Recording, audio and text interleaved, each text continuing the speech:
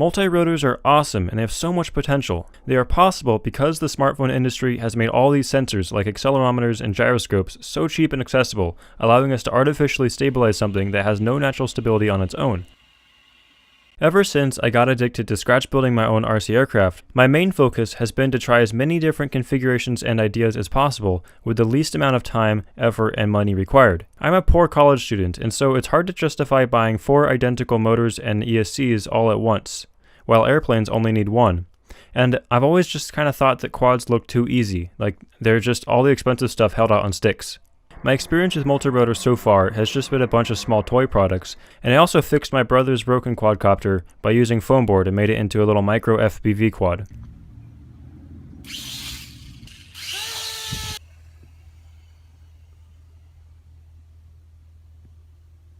I still have my APM 2.6 autopilot around that I sometimes use on airplanes, and since it can control multirotors too, I finally decided to buy the cheapest set of identical motors and speed controllers that I could find. And if some turn out to be faulty, I figure I can just make a tricopter instead. To test my theory that quads are just as easy as some motors held out on sticks, I went out and found 2 sticks. I cut them a little shorter, and then I screwed them together and drilled a bunch of holes in them to save weight. I made this little power distribution board with a breadboard and a bunch of solder. I figured that the easiest way was to alternate positive and negative on each of the corners, and then connect the like polarities. The most annoying part is just making sure that all the motors spin the right way, and deductively figuring out which APM outputs control which speed controller. And of course, after a bunch of DIYDroneTutorial specific setup, I took it out to see if it really works.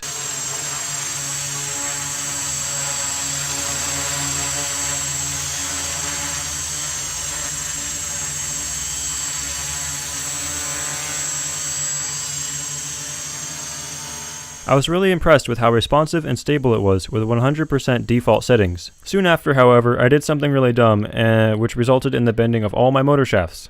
I ordered a whole bunch more stainless steel rod to replace the motor shafts, but I was too impatient for it to get here, and instead I just went to the Home Depot and got some plain steel rod to play with for now. It's only like $2, so it's worth playing with until the fancy stainless steel stuff shows up. While I was there, I picked up some of my favorite stuff, which is Home Depot aluminum bar. I used it to make landing gear for this plane, and the chainsaw plane, and the chainsaw plane's wing struts, the suspension project, and even this thing and this thing. They also have square and round tubes, which I haven't tried yet. I made this simple frame by bending the aluminum and drilling holes in it.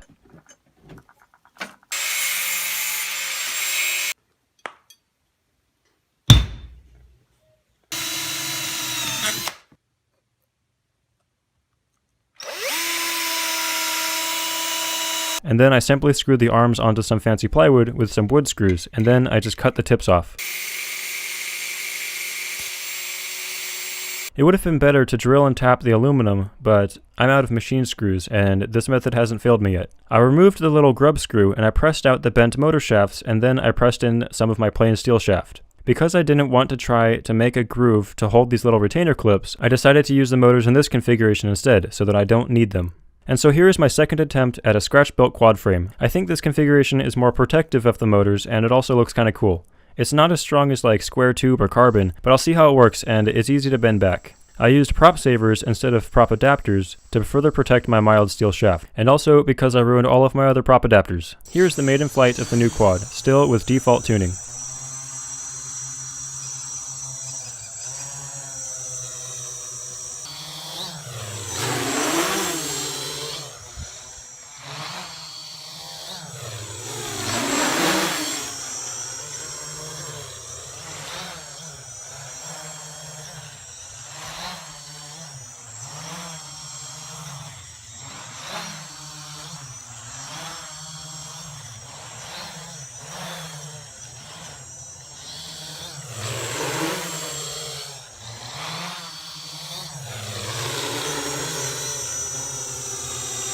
And now I broke out my telemetry radios for some real-time data.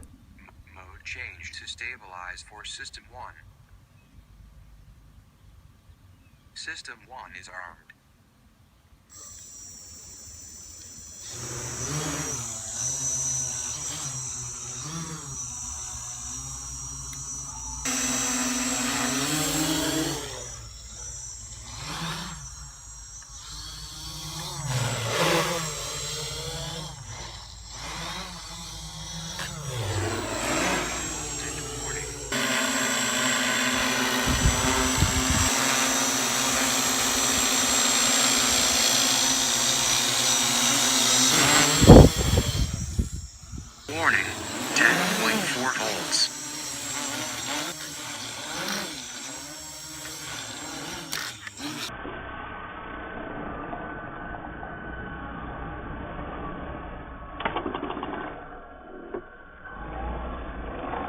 Voltage warning. 10.5 volts. Mode changed to stabilize for System 1. As it turns out, I didn't quite tighten the prop saver on tight enough. I broke 2 of my props, but the frame is fine. This is the first arm that I made, and the whole orientation makes the arm much less strong. This whole placement pattern is better. So this has been my experience trying to make the cheapest quad that I could. The APM 2.6 is old technology now, but it's definitely not cheap. It's just what I already had. There are plenty of cheaper flight controllers these days to choose from. Thanks for watching.